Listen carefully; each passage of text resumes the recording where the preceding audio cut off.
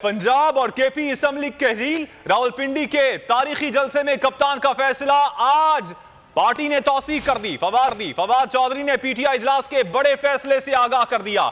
इमरान खान की क़यादत में पार्टी इजलास के बाद मीडिया से गुफ्तगू में कहा, सिंध और बलोचिस्तान से हमारे मेंबरान इस्तीफे जमा करवाएंगे।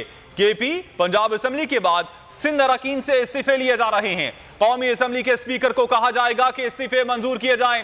पीटीआई रहनुमा का कहना था कि हमारे इस्तीफों से 567 नशिस्तें खाली हो जाएंगी, असम्बलियां तहलील होंगी और 90 रोज में इंतखाबात होंगे।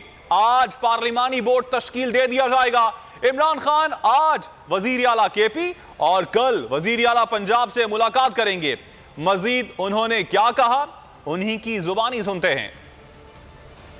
सूबाई असम्बलियों से बाहर आ रहे हैं और दोनों सूबाई असम्बलियां पंजाब और खैबर पख्तूनख्वा की असम्बली तहलील करने के फैसले की तस्दीक कर दी गई। जो सिंध और बलोचिस्तान से हमारे तमाम अरकान जो हैं वो अपने इस्तीफे जमा करा रहेंगे। हम स्पीकर कौमी असम्बली को भी अप्रोच कर रहे हैं और हम उनसे कह रहे हैं कि हमारे जो MNAs के रेजिग्नेशन हैं जो अब तक आपने एक्सेप्ट नहीं किए वो भी एक्सेप्ट जो हैं वो किए जाएं। 567 सीटें जो है वो खाली हो जाएंगी और इनके ऊपर इलेक्शन होंगे। 90 दिन के अंदर पंजाब में इलेक्शन होने और 90 दिन के अंदर खैबर पख्तूनख्वा में इलेक्शन होने हैं। आज ही पार्लिमानी बोर्ड जो हैं उनकी तश्कील दी जा रही है। इमरान खान की महमूद खान साहब से मुलाकात हो गई है, खैबर पख्तूनख्वा के वज़ीर आला से। कल चौधरी परवेज इलाही साहब से मुलाकात होगी।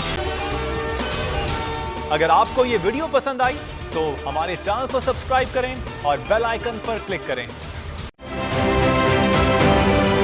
आप ये समझें, ये जो हक है ना, हक पे खड़े रहना और हक को बोलना, ये दूर से लगता है तन्हा हो गए लोग। आप खान साहब को देखें, तन्हा दिखाई देने, सारी जमातें मिलकर उनके खिलाफ हैं, लेकिन आज भी पाकिस्तान के अवाम उस हक की आवाज़ के पीछे जो है 80% से ज़्यादा अवाम उनके साथ है। सेम एग्जैक्टली इसी तरीके से बोल की कहानी है भाई। बिल्कुल अलग आपको तन्हा दिखाई देगा, हर जगह आपको खड़ा हुआ नजर आएगा, हटेगा नहीं किसी चीज़ से। और उसके साथ भी 80% अवाम अगर आज आप देखें तो उसे बोल दिख रही है।